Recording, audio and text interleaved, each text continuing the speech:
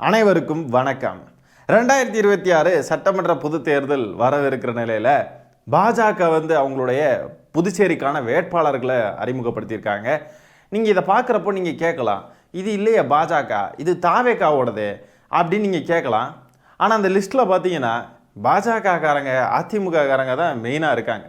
இதை பார்க்குறப்போவே ஏதோ என்டிஏ கூட்டணிக்கு வந்த லிஸ்ட் மாதிரி தான் இருக்குது. அதுலேயும் குறிப்பாக இஸ்லாமியர்கள் ஒருத்தர் பேர் கூட இடம்பெறவில்லை. இந்த வேட்பாளர் பட்டியலில் இருக்கிற அத்தனையும் சங்கி பயல்களாக இருக்கானுங்க. அதுலேயும் முக்கியமாக பாருங்கள், சாமிநாதன்றவர் பாஜகவுடைய முன்னாள் எம்எல்ஏ லாஸ்பேட்டைக்கு இப்போ வேட்பாளராக நிறுத்தியிருக்காங்க. இந்த சாமிநாதன் யாருன்னு போய் தோண்டி தேடி பார்த்தா 7 வருஷமா பாண்டிச்சேரியுடைய பாஜக தலைவராக இருந்திருக்கிறாராம். இவனுங்க பாஜகவுடைய பி டீம் இல்லை. நம்பாதீங்க மக்களே, நம்பாதீங்க. பாஜகவுடைய பி டீம் கிடையவே கிடையாது. இந்த சாமிநாதன்ற நபர் தான் தாவேகாவுடைய முதல் வேட்பாளர் எனும் பெருமையை தட்டி பறித்திருக்கிறார். பெருமை. தாவேகாவுடைய கொள்கை எதிரி பாஜக. அப்படிப்பட்ட பாஜகவை ஆதரித்த ஒரு நபர், பாஜகவுடைய தலைவராக இருந்த ஒரு நபர் இன்னைக்கு தாவேகால வேட்பாளர், அதுவும் முதல் வேட்பாளர். அடடடா டேய், தாவேகா கொள்கை எதிரி எதிர்த்த லட்சணம் இங்கிருந்தே தெரியுது, பல்ல இழிச்சுக்கிட்டு நிக்குது. அடுத்ததா அசனா அப்படின்றவர் இருக்காரு அந்த வேட்பாளர் பட்டியலில்.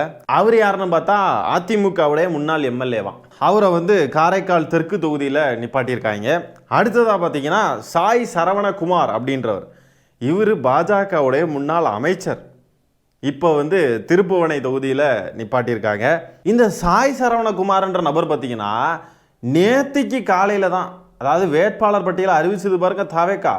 இன்னைக்கு தேதி 22 மார்ச் ஞாயிற்றுக்கிழமை அன்னைக்கு தான் காலையில் பாஜகலேருந்து விலகியிருக்காருன்னு சொல்லி செய்தி வருது இந்த சாய் சரவணகுமார். அதே நேத்தைக்கு 22ஆம் தேதியே பார்த்தீங்கன்னா தாவேகா வேட்பாளர் பட்டியலில் இடம்பெறார். எப்படிங்க அது? பாஜகவுடைய பிடியில தான் தாவேகா இருக்குன்றதுக்கு இதை விட சிறந்த உதாரணம் வேணுமா?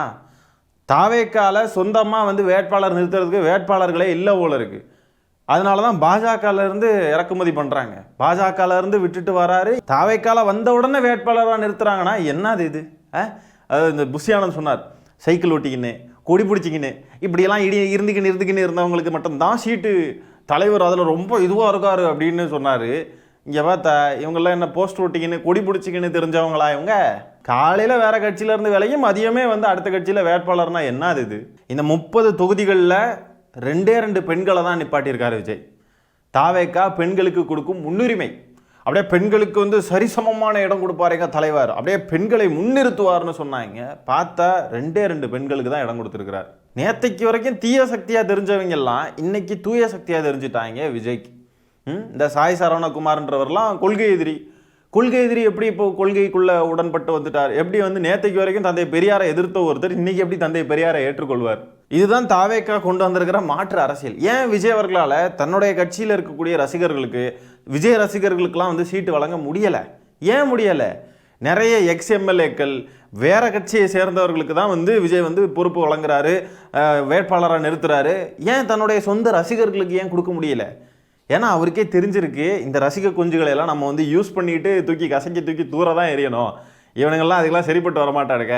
ஏற்கனவே அரசியலில் நின்று கொஞ்சம் அனுபவம் பெற்றவங்கள தான் கொஞ்சம் நிப்பாட்டுனா சரியா இருக்குன்னு சொல்லிட்டு பிற கட்சியை சேர்ந்தவங்க, அதுவும் கொள்கை எதிரி கட்சியை சேர்ந்தவங்களா இருந்தாலும் பரவாயில்ல, நம்ம நிப்பாட்டுவோம் அப்படின்ட்டு சூடு சொரணம் இல்லாமல் நிப்பாட்டுறாருன்னா அவர் எப்படிப்பட்ட நயவஞ்சகர் அப்படின்றத இந்த ரசிக குஞ்சுகள் புரிஞ்சுக்க மாட்டானுங்க. ஆனால் நெஞ்சில் குடியிருக்கும்னு சொல்லி இந்த அணில் குஞ்சுகளை எல்லாம் நம்ப வச்சு ஐயோ பலி கொடுக்கறதுல விஜய் அடிச்சுக்க ஆளே இல்லைங்க.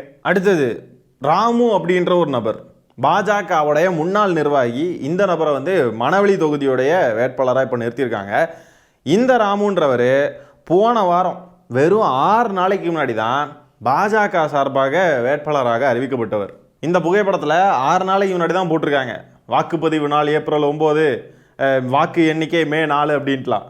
அப்படியே இப்போ என்ன பதிவு போட்டிருக்காங்கன்னா, மாற்றத்தை நோக்கி மணவெளி தொகுதி, நம் தளபதியின் சகோதர சகோதரிகளே மாற்றத்திற்காக வாக்களிப்பீர், வி ராமு வெற்றி வேட்பாளர் மணவெளி தொகுதி அப்படின்லாம் போட்டிருக்காங்க. அது எப்படி திமிங்கலம்? 6 நாளைக்கு முன்னாடி பாஜகல இருந்து வேட்பாளராக அறிவிக்கப்பட்டவர் இப்போ இங்கே வேட்பாளராக இருக்காரு. இவங்க பாஜக கூட கள்ள தொடர்புல இல்லையா? திமுக தான் பாஜக கூட கள்ள தொடர்பில் அண்டர் கிரவுண்ட் டீலிங்ஸ்லாம் மேக் பண்ணிக்கிட்டு இருக்கோமா. இதை இட்லின்னு சொன்னா சட்னி கூட நம்பாதடா. அடேய் அடேய் விஜய் தாவேக்கா தற்கொலை விஜய். அப்படியே அடுத்தது பார்த்தீங்கன்னா பிரகாஷ்குமார்ன்றவர் இதுக்கு முன்னாடி சுயேட்சை எம்எல்ஏவாக இருந்தவர், ஆனால் பாஜக ஆதரவு. இப்போ வந்து முத்தையால்பேட்டையில் வேட்பாளராக நிறுத்தியிருக்காங்க. அடுத்தது பெரியசாமின்றவர், அவர் அதிமுகவுடைய முன்னாள் எம்எல்ஏ, நெட்டப்பாக்கம் அப்படின்ற தொகுதியில் இப்போ அவரை எம்எல்ஏவாக நிறுத்தியிருக்காங்க. இப்போ பாருங்கள், அதிமுகவும் பாஜகவும் சேர்ந்து இருக்கிற மாதிரி தானே இருக்குது தாவேக்கா. இது இந்த என்டிஏ கூட்டணியை பார்க்குற மாதிரி தானே இருக்குது. அப்போ இது வந்து பாஜகன்னு தானே சொல்லணும். அப்போ நான் வீடியோடைய ஸ்டார்டிங்கில் பாஜக வந்து அறிவிச்சிருக்காங்க அப்படின்னு சொல்கிறது தானே சரியாக இருந்துச்சு.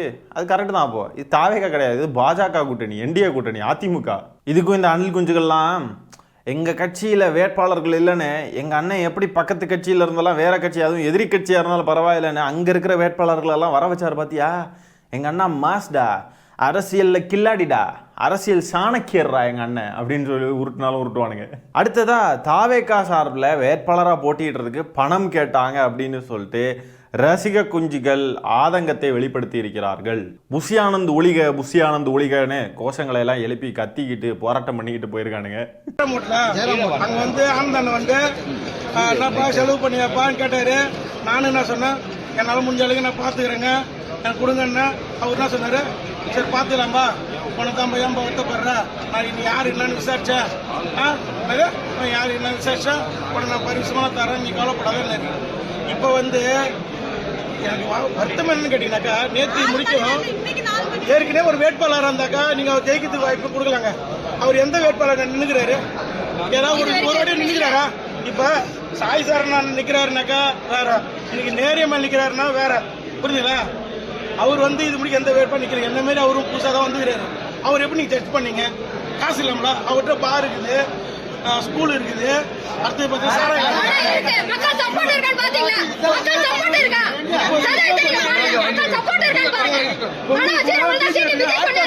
பிஜேபி சார்பா ஹாட் பாக்ஸ் கொடுத்தாரு.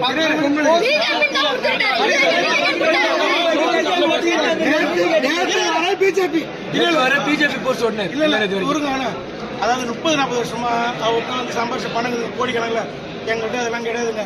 நம்பி வந்தங்க, இன்னைக்கு தாலி எடுத்துட்டாங்க, பச்சை தாலி எடுத்துட்டாங்க. அதுக்கு வந்து எனக்கு வந்து சீட்டு எனக்கு இதுக்கப்புறம் கொடுத்தா கூட வேணாங்க.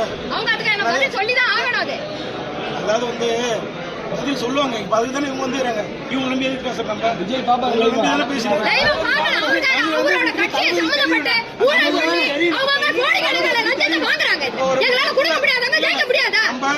ஊடகத்தோட மூலமா ஜெயிக்க முடியாது. பணம் கொடுத்தாதான் இதனால நடக்கும். என்ன கேள்வி இதெல்லாம்? சே, புஷி ஆனந்துக்கு கல்லா கட்டுனாதான் வேட்பாளரெல்லாம் நிறுத்துவாரு. அதுக்கு தகுதி இருக்கா உங்ககிட்ட? இல்லைன்னா கம்முன்னு இருங்க, அமைதியா. சின்ன விஷயத்த நான் சொல்லிக்கிறேன். என் படையை வச்சு நான் நாளைக்கு சுயேட்சா வேட்புமனு தாக்கல் பண்ண போறேன்.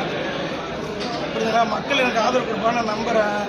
அது இல்லாம ₹1 1 காசு கொடுக்க மன அழுத்தத்தை நான் அனுமதிக்க மாட்டேன்.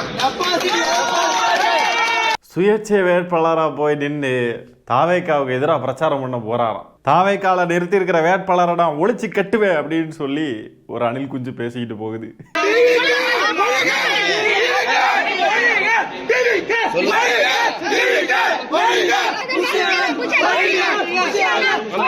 புஷி ஆனந்த் ஒலிக, புஷி ஆனந்த் ஒலிக. எப்படியும் ஜெயிக்க போறது இல்ல. என்ன மசருக்குடா நிக்கிறீங்க நீங்க எல்லாம்? எதுக்குடா இப்படி ஆரவாரம் பண்ணிக்கிட்டு ஓடிக்கிட்டு அழைச்சிக்கிட்டு? தேவையில்லாத வேலை, போய் படுத்து தூங்குடா வீட்டுல. இதுவும் திமுகவுடைய சதியா தான் இருக்கும். புஷி ஆனந்த் திமுக கைக்கூலி, விஜய் திமுக கைக்கூலி. ஒழுங்கா வந்து போடலை வேட்பாளர்களை, எல்லாம் தப்பா போட்டிருக்காங்க. ஏன்னா திமுக ஏதோ பண்ணிருச்சு சதி. இந்த மாதிரி வேட்பாளர்கள் நிறுத்துறதுக்கு காசு வாங்குறாங்கன்னு விஜய்க்கு தெரியவே செய்யாது. அக்கார்டிங் டு அணில் குஞ்சுகள் விஜய்க்கு தெரியாது. அது வேற ஆட்கள் பண்ணக்கூடிய வேலை. அதுக்கெல்லாம் எங்கள் தலைவர் மேலே இது போடாங்க. எங்கள் தலைவர் கரைப்படியாத கரம் படைத்தவர். அவரை இப்படிலாம் பேசுறதை நாங்கள் அனுமதிக்க மாட்டோம். அவர் உத்தாதி உத்தமர் அப்படின்னு வந்து நிற்பானுங்க அழுதுகிட்டு. நேற்று வரைக்கும் பாஜகவில் இருந்தவனுங்க இன்னைக்கு தாவேக்கால வேட்பாளராக இருக்கானுங்க. ஆனால் விஜய் கூடவே பயணித்த நபர்கள்லாம் இன்னைக்கு விஜய்க்கு எதிராகவே நாங்கள் சுயேட்சையாக நிற்க போகிறோம்னு சொல்லிட்டு அறிவிச்சிருக்காங்க. இதுதான் இந்த கட்சியோடைய லட்சணம். கொள்கை இல்லாத கூட்டம் இப்படி தான் வந்து செயல்படும். தானாகவே கலைஞ்சிரும். அடுத்த வாரம் தமிழ்நாட்டிலையும் இதெல்லாம் நடக்கும் பாருங்க. இந்த ரீல்ஸ் போட்டுக்கிட்டு திரியறவனுங்கெல்லாம் அவனுங்க தான் வந்து வேட்பாளர்னு நினைச்சுக்கிட்டு இருக்கிறானுங்க தாவேக்கால. இந்த ரீல்ஸ் போடுறவனுங்களுக்குலாம் ஆப்பு இருக்கிற மாதிரி தாவேக்காவுடைய வேட்பாளர் பட்டியல் வரட்டும். அதுக்கு பிறகு பாதி பேர் கட்சி விட்டு வெளியே போயிடுவானுங்க. நம்ம ஜாலியா பாப்கார்ன் சாப்பிட்டுக்கிட்டு ஜாலியா பார்த்து ரசிச்சு ருசிச்சு என்ஜாய் பண்ணலாம் மக்களே. ஒரு இஸ்லாமியருக்கு கூட வாய்ப்பு வழங்கல. அதற்கு மாறா இஸ்லாமியர்களை தொடர்ந்து வஞ்சிக்கக்கூடிய, இஸ்லாமியர்கள் மீது வன்மத்தையும் வெறுப்பையும் கக்கக்கூடிய பாஜகவை சேர்ந்த நபர்களுக்கு வாய்ப்பு வழங்கியிருக்காரு விஜய். நம்புங்க, தாவேக்கா பாஜகவுடைய பி டீம் கிடையாது, நம்புங்க. ஆகவே எப்படி விஜய் அவர்கள் அறிவித்து இருக்கிற இந்த தாவேக்காவுடைய புதுச்சேரி வேட்பாளர் பட்டியல், தாவேக்கான்னு சொல்கிறேன், பாஜகவும் அதிமுகவும் இருக்கக்கூடிய இந்த புதுச்சேரி வேட்பாளர் பட்டியலை பற்றி என்ன நினைக்கிறீங்கன்றதை கமெண்ட்ஸில் பதிவு பண்ணுங்க. புதுச்சேரி மக்கள் யாராவது இந்த காணொலியை பார்த்துக்கிட்டு இருக்கீங்க அப்படின்னு சொன்னால் உங்களுடைய ஆதரவு பாஜகவுக்கு உண்டா இல்லையா? பாஜகனா இந்த தாவேக்காவை சொல்கிறேன், அதையும் கமெண்ட்ஸில் பதிவு பண்ணுங்கள். இந்த காணொலியை நான் இத்துடன் நிறைவு செய்து கொள்கிறேன். நன்றி, வணக்கம்.